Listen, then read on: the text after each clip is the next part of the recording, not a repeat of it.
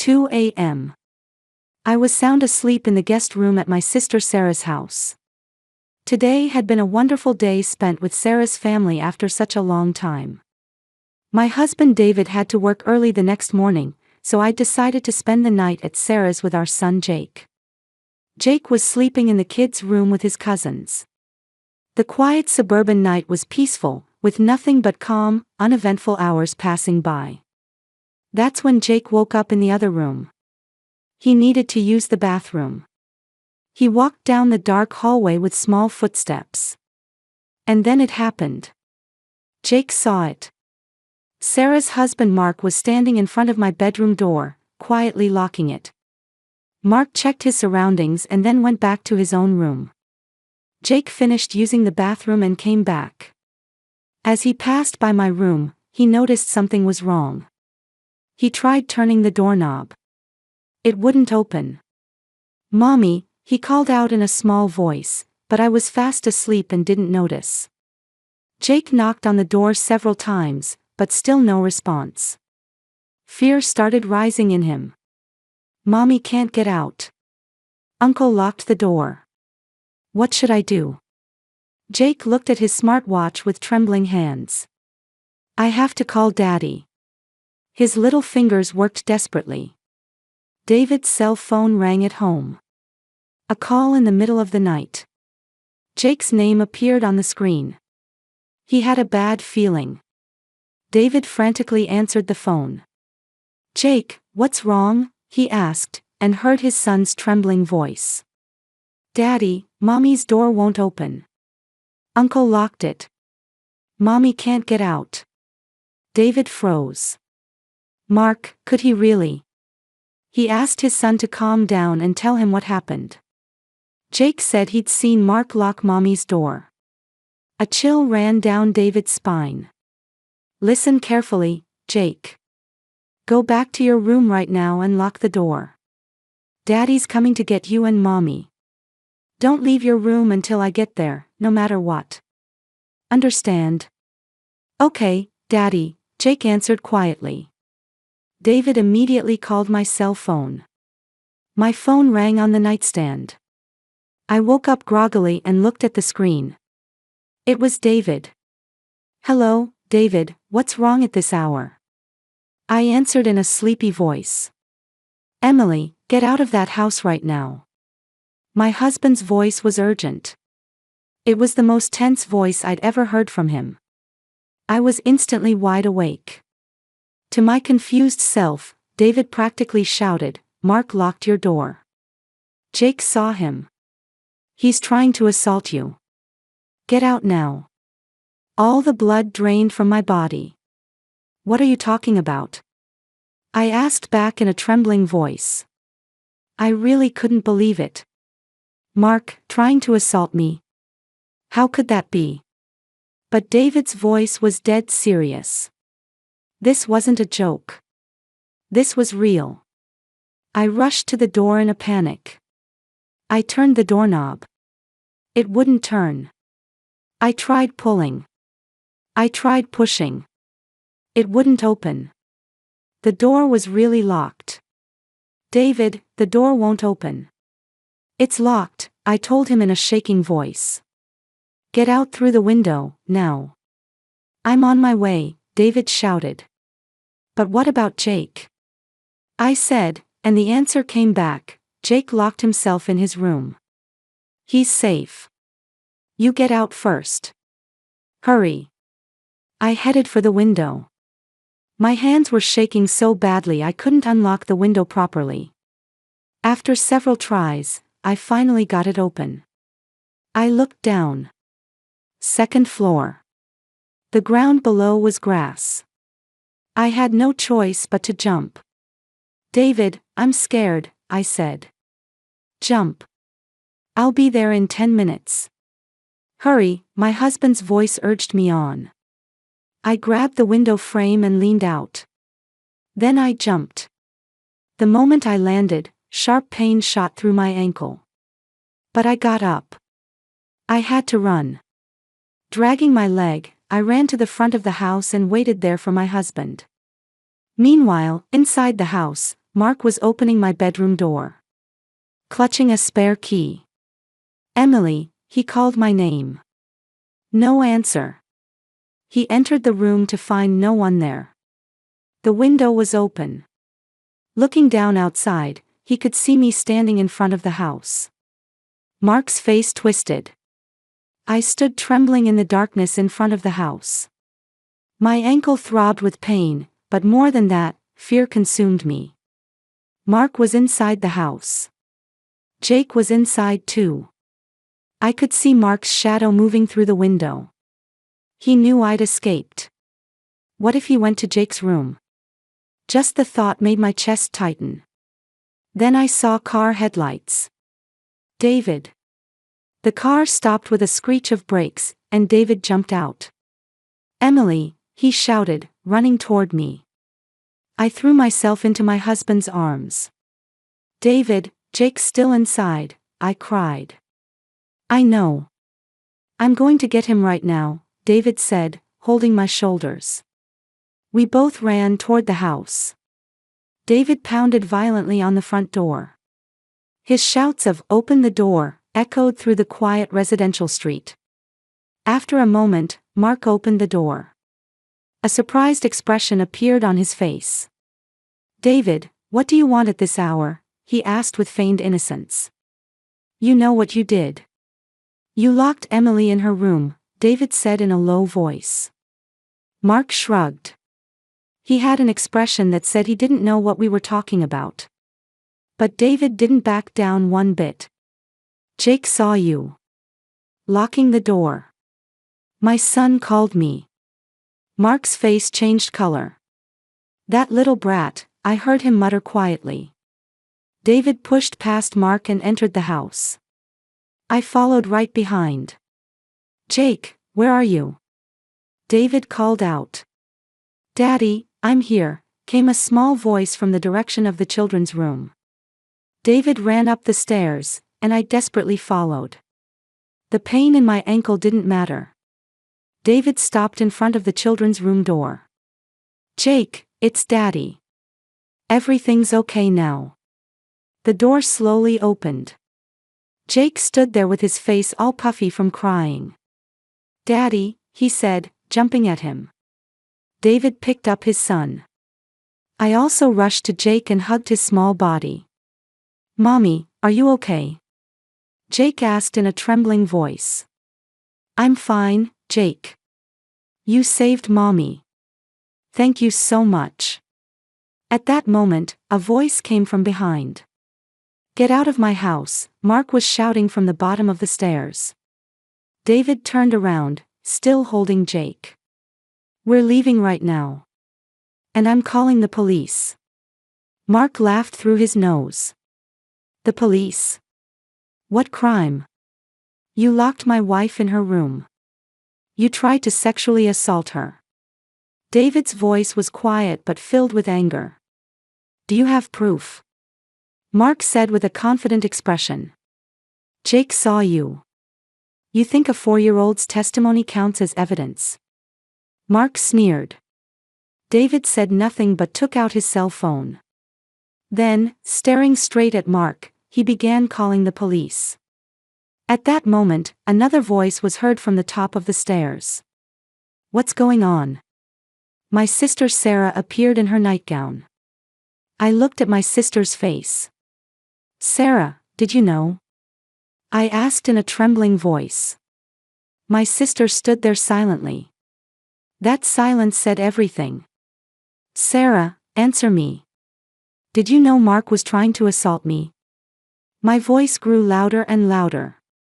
My sister covered her face and began to cry. "I knew," she finally said, forcing the words out. I felt the strength drain from my body. "Why? How could you do such a thing?" I felt like my own voice was coming from far away. "I had no choice," Sarah said through her tears. "No choice, to let him assault me." I shouted. Jake cowered in David's arms in fear. Sarah sat down on the stairs and continued crying. I know. But he said if I refused, he'd divorce me," take the children, I'd lose everything. I stared at my sister. It had been 3 days ago, she said. Mark had told Sarah. Your sister's coming this weekend. I want her. She's beautiful, my type. You're going to let me? Sarah had refused. She's my sister. I can't do that. Then Mark said coldly, then it's divorce. You get nothing. I'll take the children. You'll end up on the street. Sarah had no job. She'd spent 10 years as a stay-at-home mom raising 3 children. Mark was a lawyer earning $500,000 a year. In a divorce, he had talented lawyer friends. Sarah had nothing. Mark continued. Just one night. I'll put drugs in your sister's drink. She'll sleep through it and never know. And in the morning it'll all be over. You can protect your family. Sarah had cried. Please, don't make me do this. But Mark wouldn't listen. Choose. Protect your sister or protect your own children. Sarah said she'd agonized for days.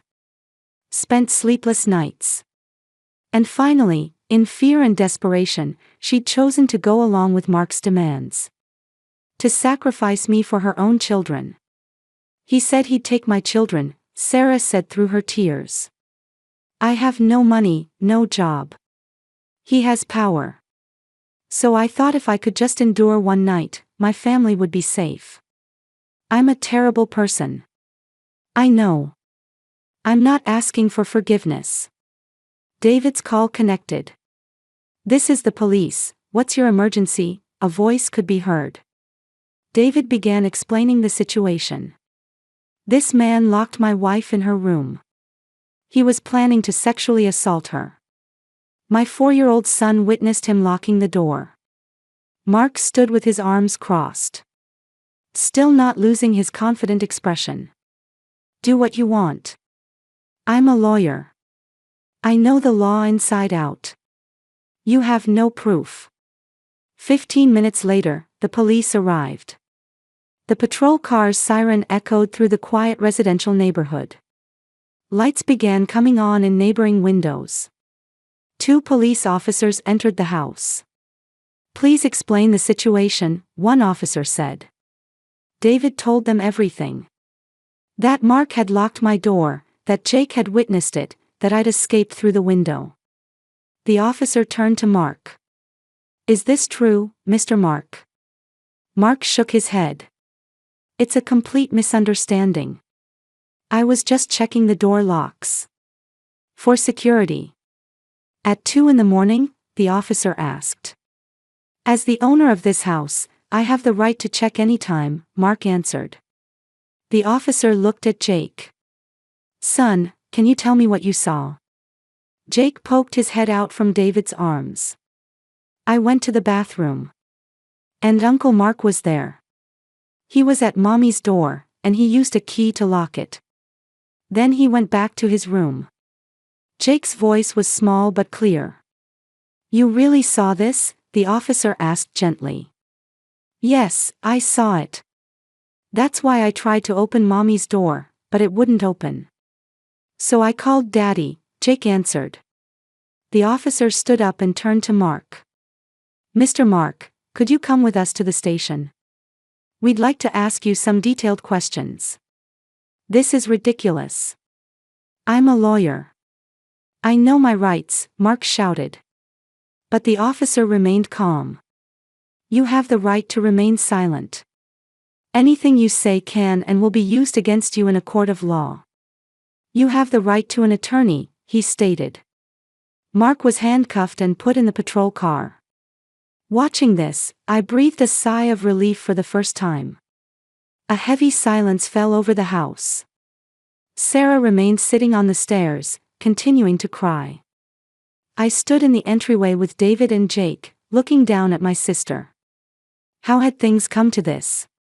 Just a few hours ago, we'd been normal sisters. Laughing and talking about the kids, sharing old memories. And now we were confronted with this horrifying truth. Sarah, I called out quietly. She looked up. Her eyes were red and swollen, her cheeks wet with tears. I have 3 children, Sarah said in a trembling voice. Emma is 8, Ryan is 6, Lily is only 3. If Mark said he'd take them, I couldn't do anything. No money, no education, I've spent 10 years as a housewife, so I have almost no work experience. I listened silently to my sister's words. Sarah continued. Mark wasn't a kind person from the start. The first few years of marriage were good. But he changed after the children were born. He started yelling over little things. When I burned dinner or the house was messy, he'd say I was an incompetent woman who couldn't do anything. He'd berate me even in front of the children. And then the violence started, she said. At first it was just throwing things. The sound of plates hitting the wall and breaking. The children's crying. It gradually escalated, and he started grabbing Sarah's arms and pressing her against the wall. Even when bruises formed, she hid them with long sleeves. She couldn't tell anyone. She was ashamed, and more than that, she didn't know what would happen if she told. I couldn't even tell you, Sarah looked at me. Emily, you're successful. Working as an accountant, with a wonderful husband, looking so happy. I didn't want to show you my miserable life. I didn't want to worry you. And even if I had told you, what could you have done? Mark's a lawyer. A legal expert. I didn't know how to fight him. A few months ago, Mark had said, "Your sister's beautiful." My type. At first she thought it was a joke. But Mark's eyes were serious. That's when Sarah got a bad feeling. And 3 days ago, Mark formally demanded it of Sarah. "Your sister's coming this weekend. I'm going to sleep with her. You're going to keep quiet and watch." Sarah refused. "She's my sister." "Absolutely not," she'd shouted. Then Mark laughed coldly. "Then it's divorce. I have plenty of talented lawyer friends. Do you think you'll get custody? You have no income, no work history. Meanwhile, I earn $500,000 a year and have social standing. Who do you think the court will trust with the children?" Sarah desperately tried to think. Was there any way out? But she couldn't find one. Mark twisted the knife further. "Your sister won't know anything. I'll put sleeping pills in her drink. She'll sleep through the night and remember nothing. Just one night. And you can protect your children. Easy choice." "But I couldn't sleep," Sarah said. "For 3 days, I agonized. I'd be betraying you. But I couldn't lose my children. Either choice was hell. And I made the worst choice. I chose my children and decided to sacrifice you. Tonight, when I saw Mark heading to your room, I didn't stop him. I lay in bed staring at the ceiling, asking God for forgiveness." As I listened to Sarah's story, I was hit with complex emotions. There was anger. My sister had tried to let me be victimized. But at the same time, there was sadness. My sister was also a victim. She'd suffered years of Mark's violence and control. Made completely financially dependent, she'd lost any way out. And she'd been controlled by fear. David spoke up. "Sarah, you made the wrong choice. But I can understand it. You're a victim too. Mark cornered you. But now you have a choice. Continue living in fear, or choose freedom." Sarah looked up. "But how? I have nothing. When Mark gets out, he'll retaliate. The children and I will be in danger." David shook his head. "Mark tried to commit a serious crime tonight. Unlawful imprisonment, attempted sexual assault. If you testify, his threats and violence will be evidence too. There's a high chance he'll go to prison." I took a deep breath. Then I walked toward my sister. "Sarah, look at me. My sister looked up at me with tear-blurred eyes. What you tried to do is unforgivable. I'll never forget it. But I can't abandon you either. Because you're my sister. If you choose freedom, I'll help you. Financially, legally. But you have to decide. Continue being controlled by fear, or fight. Sarah was silent for a long time. She must have been thinking of her sleeping children's faces. Emma, Ryan, Lily. Their 3 smiling faces. Their 3 futures. If they grew up under their father's control, what would happen to them? Growing up seeing violence, they might be instilled with twisted values. Sarah made up her mind. I choose freedom, Sarah said. I'll fight for my children. I won't lose to fear anymore. I'll stand up to Mark. With your help. I took my sister's hand. Let's fight together. 3 months later, the trial began in court. Mark was indicted. The charges were unlawful imprisonment and attempted sexual assault. His lawyers fought desperately.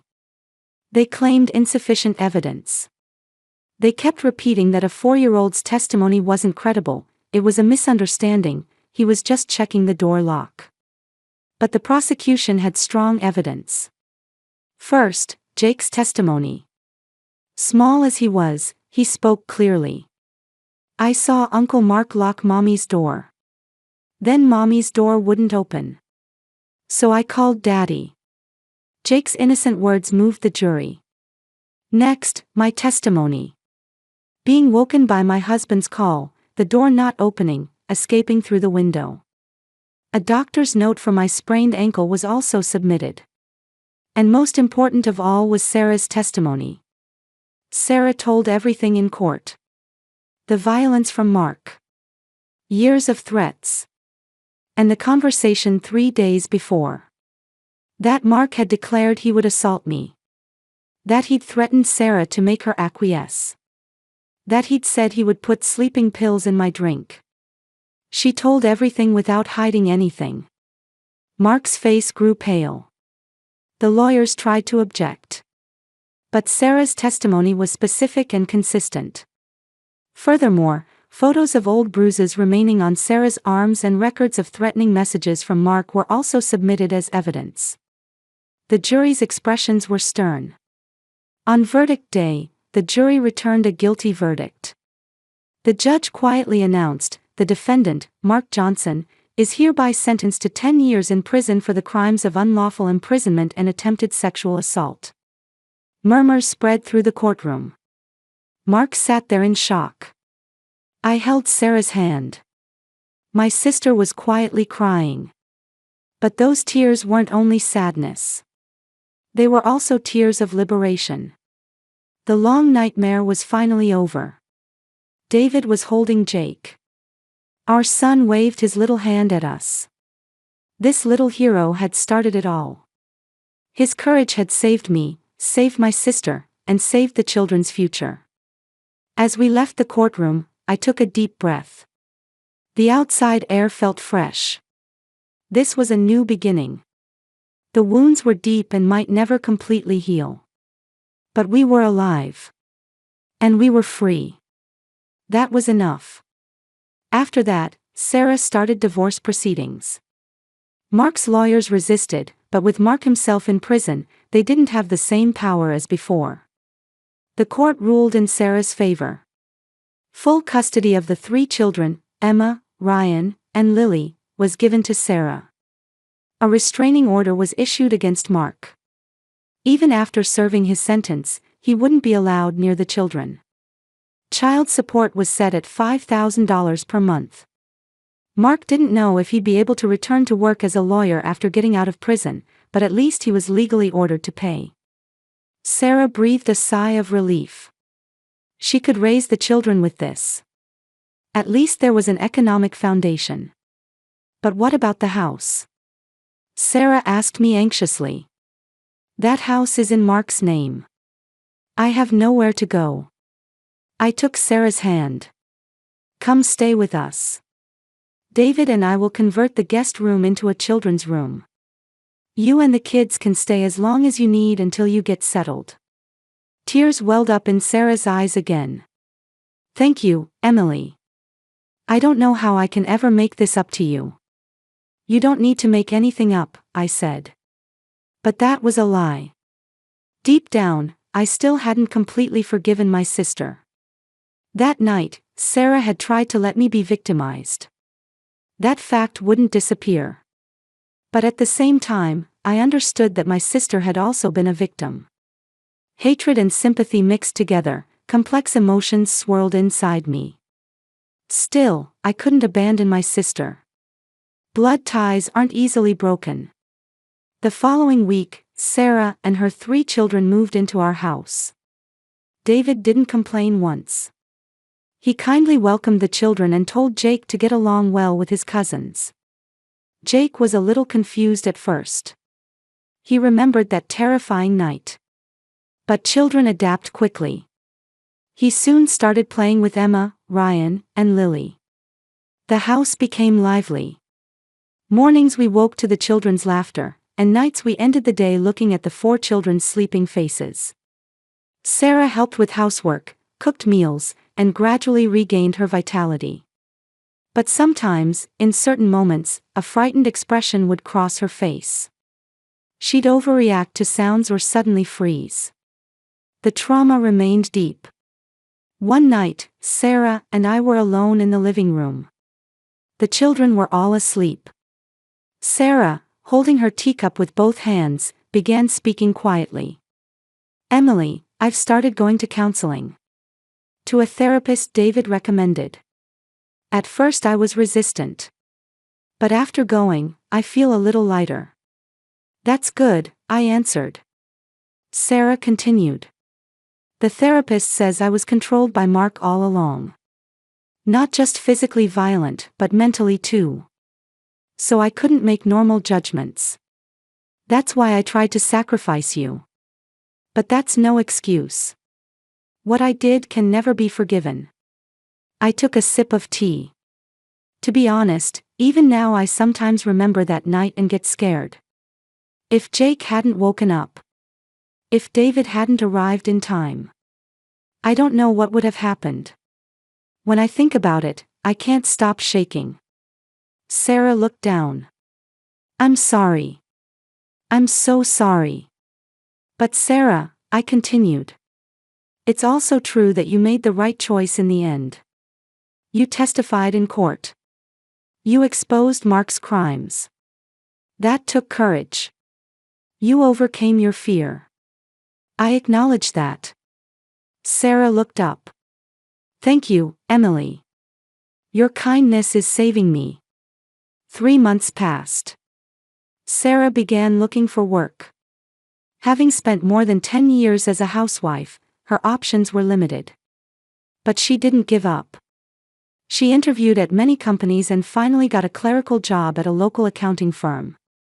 The salary wasn't high, but Sarah felt joy at having her own income. On her first payday, Sarah took the children to a small restaurant for a meal. "Food we eat with money Mommy earned by working is special, isn't it?" Emma said. Sarah's eyes welled up. "That's right. From now on, Mommy will work hard to make everyone happy." The children nodded with smiles. 6 months later, Sarah was able to rent a small apartment. Combining child support and her own salary, she could somehow make it work. On the day she moved out of our house, Sarah bowed her head many times. "Thank you so much. Without you all, we couldn't have come this far." "You can still come visit with the children anytime," I said. "Of course. We're family." In the new apartment, Sarah and the children started a new life. Emma made friends at school, Ryan joined a soccer team, and Lily enjoyed daycare every day. Seeing the children's smiles increase, Sarah felt relieved. Life without their father was hard, but at least it was safe. They didn't have to live in fear anymore. About a year later, we gathered as a family. We had a barbecue in my yard. David grilled meat, Sarah made salad, and the children ran around playing in the yard. Jake had turned 5. I once asked him if he remembered that night. "I remember," Jake said. "I was scared, but I thought I had to help Mommy." "Jake, you were truly brave," I said, hugging my son. "Without you, Mommy wouldn't have been saved. You're a hero." Jake smiled shyly. "Daddy came right away too." "Daddy's a hero too." David laughed and patted Jake's head. "Because you called me." "You did great, son." In a corner of the yard, Sarah was quietly looking up at the sky. I walked over and stood next to her. "What are you thinking about?" I asked, and Sarah smiled. I was remembering that night. A year since then. It's unbelievable how much everything's changed. Mark's in prison. I'm free. The children are laughing. I couldn't have imagined such days back then. I put my hand on my sister's shoulder. "You were strong, Sarah. You overcame fear. You fought for your children. That's wonderful." Sarah shook her head. "Emily, without you and David, I couldn't have done anything. Because you supported me, I could come this far. Thank you so much." "The wounds are still there," I said. "I can't forget that night. But I can forgive." Little by little. Tears welled up in Sarah's eyes. "That's enough. I'll be grateful to you for the rest of my life. And I'll never betray anyone again. I swear it."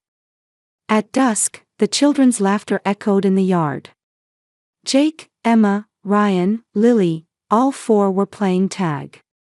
David and Sarah joined in too, and lively times flowed. Watching that scene, I felt warmth in my heart. 1 year since that terrifying night. We'd lost a lot. Trust, security, and most of all, the peaceful daily life we'd taken for granted. But at the same time, we'd gained things too. My sister's freedom. The children's smiles. And most of all, the strength of family bonds. Jake ran up to me. "Mommy, look," holding hands with Lily. "I'm going to protect Lily. Because I protected Mommy." The little hero puffed out his chest proudly. Holding back tears, I hugged my son. "Yes, you're a true hero. Mommy's hero, and everyone's hero." The sky was turning to sunset colors. Orange light illuminated the yard, and the children's shadows stretched long. David stood next to me and put his arm around me. "It's been rough," my husband said. "But we got through it," I answered. "As a family." 2 years passed, and Jake turned 7. The day homework for an essay came home, he sat with a serious face gripping his pencil. The theme was, my hero. Most of his classmates would probably write about Superman or Spider-Man. But Jake was different. "My hero is myself," he began writing. "When I was 5, I saved Mommy. I was scared, but I called Daddy and protected Mommy. And my other hero is Daddy. Daddy came right away and protected us." The teacher read the essay with wide eyes. On parent-teacher conference day, the teacher called David and me aside. I read Jake's essay. "I don't know the details, but he's truly a brave child, isn't he?" We looked at each other and smiled. "Yes, truly brave. He's our pride." Sarah now works as a regular employee at the accounting firm. Her steady effort was recognized, and she even got promoted. Her salary gradually increased, and life became stable. The children were all doing well in school. Emma turned 10 and started ballet lessons. Ryan became captain of his soccer team at 8. Lily was 5 and popular in kindergarten. On weekends, Sarah would visit our house with the children. They no longer needed to stay in the guest room, but we cherished family time together. One Sunday afternoon, while barbecuing in the yard, Sarah said quietly, Emily, recently my counselor said I might be ready to graduate. That's wonderful, I answered. Sarah continued. I went every week for 2 years. At first it was painful, facing what I'd done. But little by little, I've been able to forgive myself. Not completely. I still sometimes dream about that night. But I feel so much better than before. Me too, I said. Sometimes I wake up in the middle of the night. I get anxious that the door won't open. But David's next to me. Jake's sleeping safely. You and the children look happy. When I remember that, I can fall back asleep. Sarah squeezed my hand.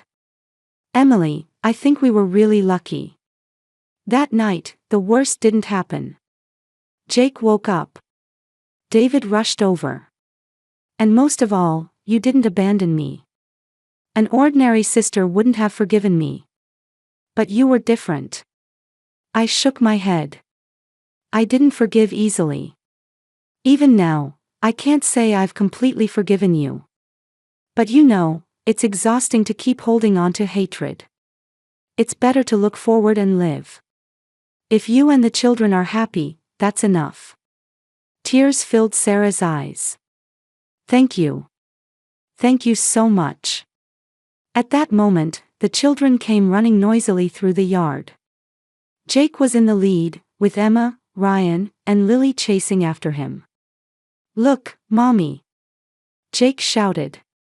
I'm the fastest. David said with a laugh, that's right, you're fast. But what's more important is that you're brave. At dusk, I thought about Mark. He was now in his 8th year in prison. He was scheduled to be released in 2 more years. Sarah was proceeding with paperwork to extend the restraining order. To protect the children. So that even when Mark got out, he could never come near them again. I'm scared about when Mark gets out, Sarah had said before.